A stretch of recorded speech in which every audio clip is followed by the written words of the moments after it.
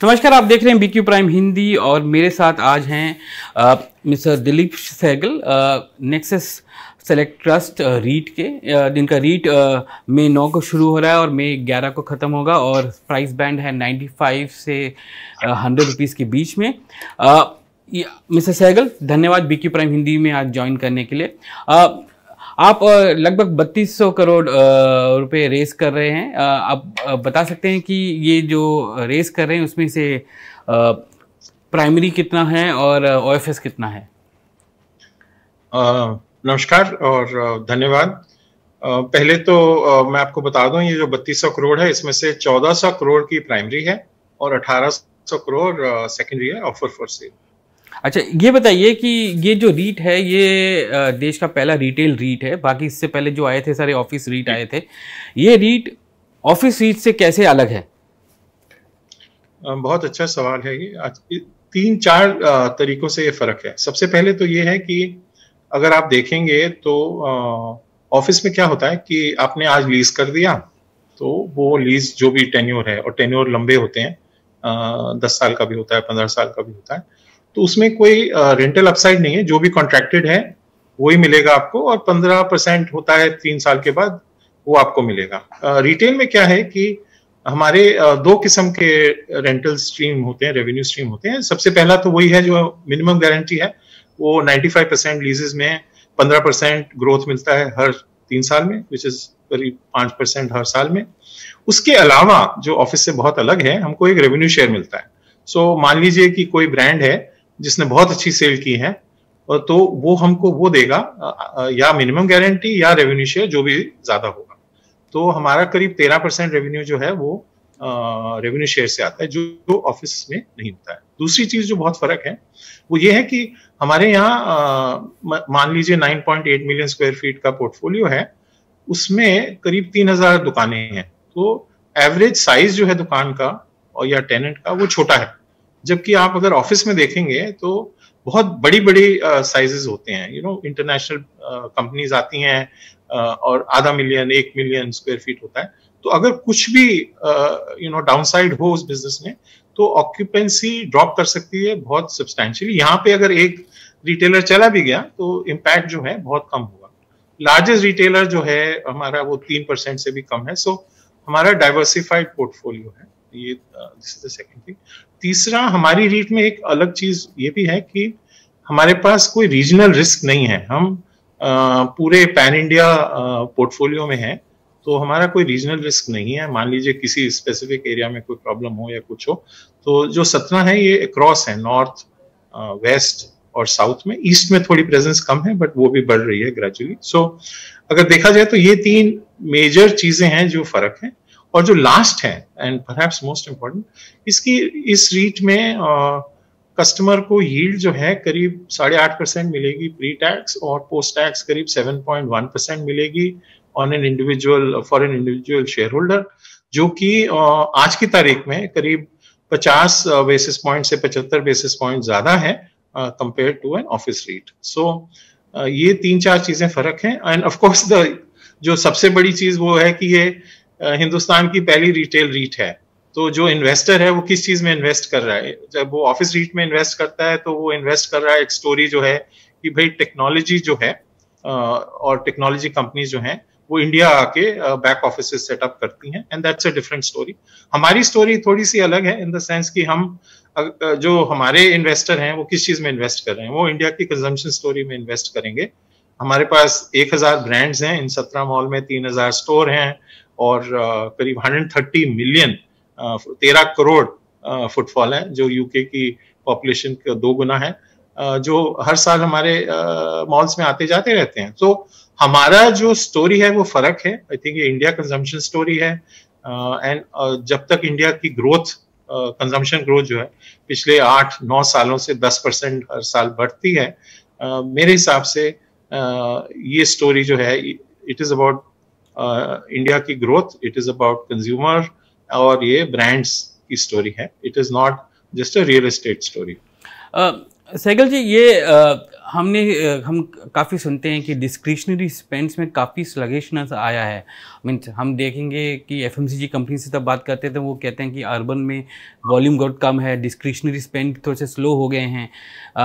आपको क्या वो दिखता है आपके सेल में, आपके पोर्टफोलियो में? बिकॉज वहाँ पर काफ़ी सारे हाई एंड ब्रांड्स हैं, वेदर आप देखें कि अप्रैल में जाएं या फिर एंटरटेनमेंट में जाएं या फिर ज्वेलरी में जाएं या ब्यूटी में जाएं, काफ़ी हाई एंड ब्रांड्स हैं वहाँ पर। तो वो स्पेंस क्या आपको कुछ स्लो डाउन दिख रहा है आपको इस सेक्टर में? अच्छा सवाल है ये। इसको मैं दो तरीके से जवाब देना चाहूंगा। एक तो ये है कि देखिए, कोविड के बाद फरवरी लास्ट ईयर कोविड का लास्ट मंथ था, उसके बाद मार्च से डिमांड बहुत ही अच्छी थी, राइट। सो ग्रोथ बहुत बढ़िया थी।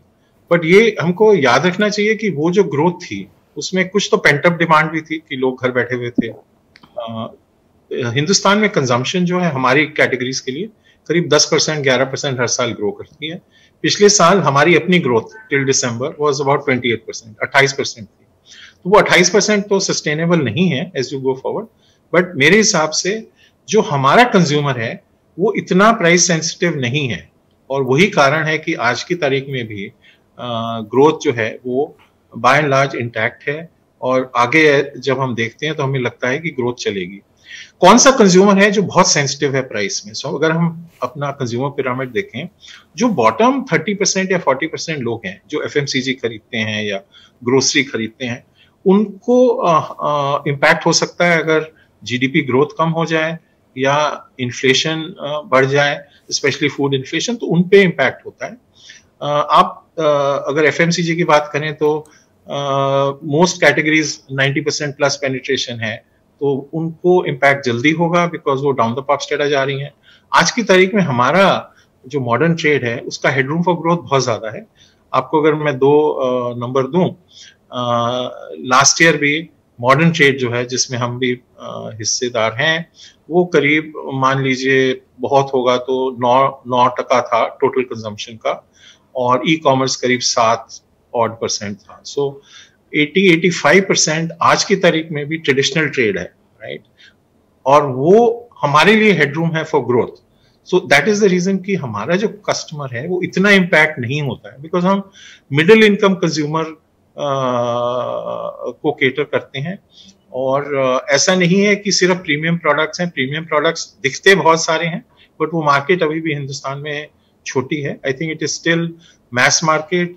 मिडिल इनकम जो लोग आते हैं फूड कोर्ट में 400-500 रुपए पर हेड खर्चते हैं, that is the core of our consumer. तो वो कंज्यूमर जो है टचवुड आज की तारीख में भी काफी इंटैक्ट है, और मेरे हिसाब से ग्रोथ वहां आप देखेंगे एज वी गो फॉरवर्ड। ये बताइए कि जब आप मॉल को एस्टैब्लिश करते हैं तो उसके अंदर जो पोर्टफोलियो होता है ऑफ शॉप्स, उसमें मास, प्रीमियम, लग्जरी या मिड मार्केट, आप किस तरह से उसको रखते हैं ताकि फुटफॉल्स भी हों, प्रीमियम भी हो और रेवेन्यू ग्रोथ? और क्योंकि आपके 88% जो लीजेस हैं वो टर्नओवर रेंटल्स से लिंक्ड हैं, तो वो कैसे आप उसको करते हैं? तो ये डिपेंड करता है, सवाल अच्छा, ये डिपेंड करता है एसेंशियली कि आप किस एरिया में हैं। सो अगर मैंने मॉल भुवनेश्वर में खोली है तो मेरा पोर्टफोलियो बहुत अलग होगा। अगर मैंने मॉल बेंगलोर में खोली है तो मेरा पोर्टफोलियो अलग होगा। ये नहीं कि कैटेगरीज एकदम फर्क होंगी, बट जैसे फैशन की कैटेगरी है, बेंगलोर का फैशन कैटेगरी में ब्रांड्स अलग होंगी, भुवनेश्वर की fashion will still be 40% plus in Bhubaneswar also, but वो जो ब्रांड पोर्टफोलियो है वो थोड़ा फर्क होगा। दूसरी चीज ये है कि कंज्यूमर क्यों आते हैं? कंज्यूमर हमारे बेसिकली फैमिलीज हैं, हम उनको डिफाइन करते हैं as young families with young children. वो आते हैं वीकेंड पे टाइम स्पेंड करते हैं, बिकॉज हमारे पास इतनी एवेन्यू नहीं है as a country to go out and क्या करेंगे। तो उनके लिए बहुत जरूरी है कि एंटरटेनमेंट होनी चाहिए। सो हर मॉल में बहुत अच्छे सिनेमा है, बहुत अच्छे फैमिली एंटरटेनमेंट सेंटर्स हैं जहाँ पे बच्चे खेल सकते हैं और टाइम स्पेंड कर सकते हैं, सेफ जोन्स हैं। दूसरा F&B बहुत इंपॉर्टेंट होता है, फूड कोर्ट है, रेस्टोरेंट्स हैं, वो बहुत इंपॉर्टेंट होता है, बिकॉज जो भी आता है वो ऑलमोस्ट 7-8 घंटे स्पेंड करता है, कोई 6 घंटे स्पेंड करता है, तो उनको they would want to eat as well. So वो बहुत जरूरी होता है। सो जो हम बिल्ड करते हैं मॉल का पोर्टफोलियो, वो उसी हिसाब से बिल्ड करते हैं कि fashion will still B core, but उसमें सी ब्रांड्स आएंगी, जैसे आपने कहा प्रेस्टीज आएगी, प्रीमियम आएगी, रिच टू लग्जरी आएगी, डिपेंड करता है कि लोकेशन क्या है। दूसरा एंटरटेनमेंट और F&B ऑलमोस्ट 25% है हमारे बिजनेस का, वो बहुत क्रिटिकल होता है। तो कौन सी ब्रांड आएगी, और वो भी फर्क होता है। मुंबई जैसे शहर में या दिल्ली जैसे शहर में जो F&B ब्रांड्स आएंगी वो फर्क हैं, जो टियर 2 टाउन्स में आएंगी वो थोड़ी फर्क है। बट मैंने जो देखा है अभी पिछले 5-10 सालों में, आई थिंक एस्पिरेशन जो है छोटे टाउन में भी उतनी ही हो गई है जितने बड़े टाउन में है। तो समटाइम्स हमें सरप्राइज होता है कि जो ब्रांड्स हम समझते थे कि इतनी अच्छी नहीं चलेंगी टियर 2 टाउन्स में, वो भी वहां पे बहुत अच्छा चलती हैं। अब जैसे आप देख लीजिए ऑनलाइन ब्रांड्स हैं, नायका है, लेंसकार्ट है, मामाअर्थ है, इन्होंने सब ने स्टोर्स खोलनी है अक्रॉस, फिजिकल स्टोर्स भी खोलनी है, and they do well even in tier 2 town. So I think मेरे हिसाब से अगर आप देखें तो portfolio of what is in the mall, जो भी ब्रांड्स हैं उसके अंदर, वो डिपेंड करेगा कि किस किस्म का टाउन है, किस लोकेशन में है, किस ज्योग्राफी में है, और क्या पर कैपिटा इनकम्स है वहां पे। बट मेरे हिसाब से, जैसे मैंने आपको कहा, पिछले कुछ सालों में ये सब जो है, ये लाइंस जो है ये ब्लर होती जा रही हैं, और लोगों की एस्पिरेशंस और डिमांड जो है वो सिमिलर होती जा रही हैं, एटलीस्ट टू सम एक्सटेंट। आपके लगभग 17 प्रॉपर्टीज हैं 14 सिटीज में। जी, यहाँ से एक्सपेंशन कैसा रहेगा आपका गोइंग फॉरवर्ड, क्योंकि आपने काफ़ी एक्सपेंशन, जो आपका पोर्टफोलियो है उसका लगभग आधा एक्विजिशंस के थ्रू आप लेकर आए थे लास्ट कई सालों में, तो आगे जाते हुए आप इसको कैसे देखते हैं? एक छोटी सी करेक्शन है, ये आधा नहीं, पूरा पोर्टफोलियो एक्वायर्ड है। सो 17 की 17 मॉल हमने एक्विजिशन के थ्रू ही बिल्ड किए हैं। पहला एक्विजिशन जो था 2015-16 से शुरू हुआ है, तो पिछले 7 साल में 17 मॉल हमने एक्वायर ही किए हैं। तो इसमें कोई भी हमने ग्राउंड अप नहीं बिल्ड किए, सब एक्वायर किए हुए हैं।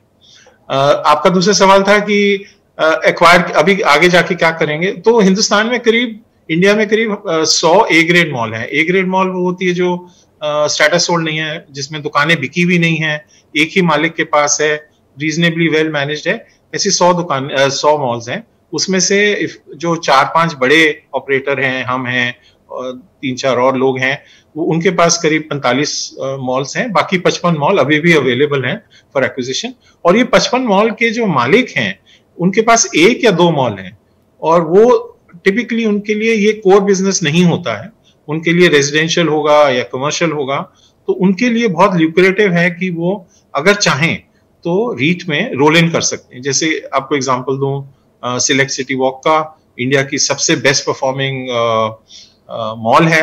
इनफैक्ट जो सेकंड एप्पल स्टोर इंडिया में खुला है, फ्लैगशिप स्टोर, वो सिलेक्ट में ही खुला है कुछ दिन पहले। तो वो उन्होंने, जो 3 ओनर हैं, इसीलिए उन्होंने इसमें रोल इन किया, क्योंकि जब आप अपना फिजिकल एसेट कन्वर्ट करते हैं फाइनेंशियल एसेट में थ्रू रीट यूनिट्स, उसमें आपका कोई टैक्स इम्प्लीकेशन उस वक्त नहीं है। दूसरा, जो रिटर्न्स आपको मिल रहे हैं वो ऑलमोस्ट मान लीजिए 60-65% टैक्स फ्री होता है। सो दोनों तरीके से for a mall owner to come into the portfolio, REIT का portfolio, and that is one of the reasons why we went in for a REIT, कि ये बहुत ही अच्छा व्हीकल है for individual mall owners to roll into the REIT. So जो आपने question पूछा कि आगे जाके क्या होगा, आई थिंक एसेंशियली आगे जाके ऐसे ही और मॉल वाले जो हैं वो रीट में आएंगे। मिस्टर सहगल, धन्यवाद आज BQ प्राइम हिंदी से बात करने के लिए। नेक्सस सेलेक्ट ट्रस्ट का रीट मई 9 को खुल रहा है 95 to 100 रुपीज़ के प्राइस बैंड पे, और कंपनी 3200 करोड़ रेस कर रही है, जिसमें 1400 करोड़ फ्रेश इशू है और 1800 करोड़ ऑफर फॉर सेल।